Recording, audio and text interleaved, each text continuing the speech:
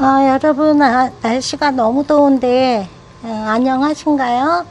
행복한 다육생활입니다. 오늘은 제가, 그동안에 한 20개가 넘는 아이들을 열화현상으로 보내다 보니까 그 열화현상에 대해서 조금 검색도 하고 공부를 했거든요. 그래서 열화현상에 대한 모든 것을 한번 이렇게 파헤쳐 보려고 이렇게 영상을 찍고 있습니다. 지금 열화현상으로 이렇게 아파했던 아이들이 한 20개 정도가 그 이상으로 열화현상이 오면서 또 균의 침입이 되면서 이렇게 자연스럽게 고사가 된 아이들이 생겼고요. 그래서 너무 속상한 나머지 영상도 찍지 못하고 그냥 슬럼프에 이렇게 빠져 있었는데 이제는 극복을 했고요. 지금 남아있는 아이들을 찾아보니까 이렇게 세 아이가 남아있어요. 그래서 이 아이들 데리고 나왔고요. 요것도 이제 어느 정도 열화현상이 심각해져 가지고 거의 고사되기 일보 직전인데 그래도 한번 이렇게 살려보려고 최대한 하루에 3개씩 입장이 이렇게 말라서 떨어지고 있습니다.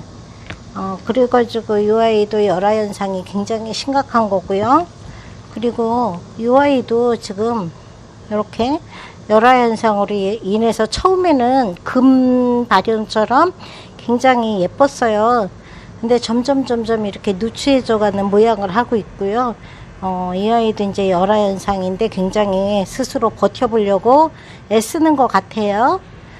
그리고 특여복접인데 이 아이도 지금 열화현상인데 그래도 나름대로 잘 이렇게 딛고 강하게 헤어나고 있습니다. 원래 전체 잎이 이쪽 반쪽으로는 노란색이었는데 이만큼 이제 스스로 이렇게 자립해 가지고 살아남으려고 애쓰는 모양으로 이렇게 새로 초록색으로 올라온 거고요. 그리고 열화현상 입었던 부분이 이렇게 까맣게 타들어가는 모양을 볼 수가 있어요. 그리고 이제 나머지 사진도 제가 몇 장 올려 볼 텐데요. 그 열화현상이 어떻게 보면은 일부 판매자들이 판매하는 아주 이제 극소수의 일부 판매자를 말씀드리는 겁니다. 판매하는 계절금이라는 아이들하고 조금 열화현상하고 비슷해요. 그래서 이제 저도 공부를 하고 찾아봤는데 그게 맞는 얘기인 것 같더라고요.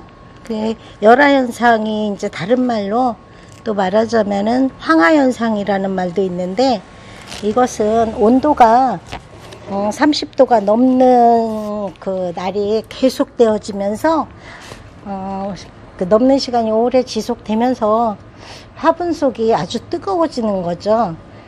그래서 이제 화분 속에 남아있는 물과 함께 물이 없더라도 그 속에서 뜨거워지니까 뿌리에 이상이 생겨가지고 다육이들이 노랗게 변하는 그런 현상이랍니다. 온도가 높으면 직사광선을 받지 않더라도 열화가 온다고 해요. 불에 직접 데이지 않더라도 뜨거운 수증기에 우리가 이렇게 팔이나 그런 데가 데이는 거하고 같은 원리라는 것이죠. 그리고 열화현상의 주요 증상으로는 일단 이렇게 보시다시피 잎 색깔이 노랗게 변하는 것하고 이렇게 금이 발현이 되는 것처럼 그렇게 되는 것, 그와 같은 현상으로 일부 사람들이 금 변이가 왔다고 좋아하는 분들도 계시기는 하더라고요. 그리고 열화가 온 입장들이 이렇게 끝이 까맣게 타들어가는 증상도 나타나기도 하고요. 그리고 이제 다육식물의 그 열화현상은 즉 원인으로는 고온과 미량의 원소 결핍이라고 하는데 분갈이를 저 같은 경우에는 새로 해준 지 채 3개월도 안 됐기 때문에 미량의 그런 그 원소가 그 결핍이라는 거는 거의 없을 것 같고요. 그리고 이제 이 배양토 배합도 8:2 이상 7:3 정도 이 정도 주기 때문에 미량의 영양소가 결핍될 리는 없을 것으로 봐요. 그런데 이제 약재 같은 경우에는 제가 이렇게 주로 묵은둥이를 구입하거나 그러지 않고 그냥 어린아이들, 여린 그런 아이들을 구입해가지고 약재 살포를 2월 달부터 6월 달까지, 6월 말까지 살균제 3번 해줬고요. 살충제 3번 해줬고, 그리고 마이신 종류의 살균제 그것도 3번 해줬고, 총 9번을 해준 거거든요. 그렇기 때문에 어린아이들한테 좀 과량의 그런 약재를 살포했다고 저는 생각을 하고 있어요. 그래서 과잉 살포가 원인이 아닌가 싶고요. 그리고 이제 그 온도가 열화 현상 자체로는 아이들이 이제 고사하는 경우는 없대요. 근데 이제 온도가 서서히 낮아지고 서서히 이제 얘들이 이런 식으로 성장을 하면서 회복이 가능하지만 간혹 이렇게 열화 현상이 왔을 때 또 입장 사이라든지 열화 현상으로 이제 뿌리부터 시작이 된 거기 때문에 뿌리나 줄기나 입장에 상처가 있거나 하면은 균이 감염이 되면은 그 균으로 인해서 고사하는 경우가 많은 것 같아요. 그래서 이제 제 거 아이들이 20개가 넘는 아이들이 고사해가지고 화분이 지금 많이 나와 있어요. 비나분만. 그렇게 되는 것 같고요. 온도가 너무 올라가지 않게 하는 것이 예방 방법이고요. 예방 방법으로는 그리고 약재를 살포할 때 정량으로 살포하시는 것도 중요하다고 해요. 그리고 오래된 화분 분갈이를 이렇게 얼른 해주는 것만으로 그것도 예방이 가능하다고 합니다. 그리고 이제 열화 현상은 달리 치료 방법은 없대요. 열화 현상이 온 아이들을 그냥 그늘로 들이고 시원하게 선풍기 틀어주고, 특히 물은 절대로 주지 말라고 합니다. 왜냐면은 온도가 30도 이상이 되면 절대 물 주지 말라는 이유는 화분 속이 물로 인해서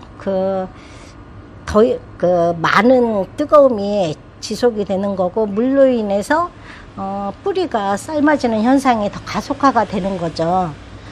그래서 절대로 물은 주지 말라는 이유가 그것이고요.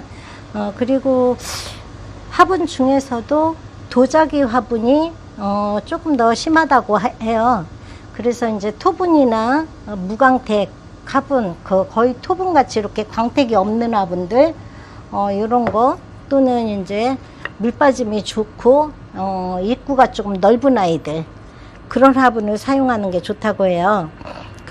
그리고 이제 될 수 있는 대로 6월 달에부터는 6월, 7월, 8월 분갈이를 하지 않는 게 또 도움이 많이 된다고 합니다.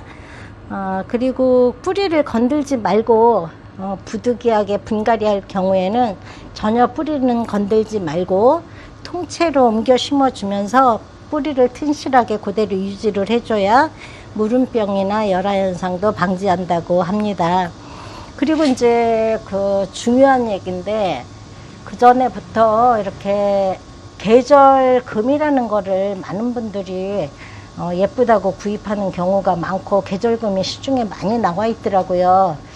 저는 이제 한 번도 구입한 적은 없는데, 이 열화 현상이 오고 나서부터는 그 계절금하고 열화 현상하고 색상이라든지 이런 것들이 똑같은 것 같아요. 그래서 이제 찾아보니까, 검색도 하고 이렇게 공부를 해보니까, 우리 소비자들은 이게 열화 현상이 와서 아이들이 병이 났다고 슬퍼하고 속상해하지만, 일부 극소수의 판매자들은 이렇게 열화 현상이 오면은 계절금이 발현이 됐다고, 이제 일반 금보다는 저렴하고 일반 다육이보다는 조금 고가에 그렇게 계절금으로 판매가 되는 경우가 많다고 해요. 그래서 계절금이라고 판매가 되는 경우가 있다고 하니까, 같은 아이를 이렇게 구입하시더라도 되도록이면은 그냥 정상적인 아이들 구입하시는 게 좋고요. 계절금 같은 경우에는 저는 그렇게 선호하진 않아. 예전부터 중국 상인들이나 이렇게 우리나라에 이렇게 수입해서 들어오는 다육이 중에서 계절금을 해서 색상이 굉장히 예쁜 아이들이 많이 들어오고 많이 구입들 하시는 거 봤는데 저는 그렇게 그게 달갑지는 않더라고요. 그래가지고 이렇게 한번 열화 현상에 대해서 포스팅 해봤는데요. 저같이 무지해가지고 과잉살포라든지 또 이 아이들 6월달에 제가 거의 분갈이 한 아이들이 좀 많이 그렇고요. 이렇게 반짝반짝 도자기 화분에 심은 아이가 좀 저도 생각해 보니까 그랬던 것 같고, 현재로서는 토분에 심은 아이들은 열화 현상이 그 한 아이도 없었어요. 그런 거 보면은 토분이 물마름도 좋고 여러 가지로 좋다고 생각을 합니다. 그래서 오늘 굉장히 날씨가 더운데 아이들 차강해주고 선풍기 틀어주고 시원한 쪽에 배치해 놓는 것도 굉장히 중요한 것 같아요. 긴 시간 동안 말씀을 드렸는데 행복한 다육생활 하시기를 바라면서 여기서 줄이겠습니다. 시청해 주셔서 감사합니다.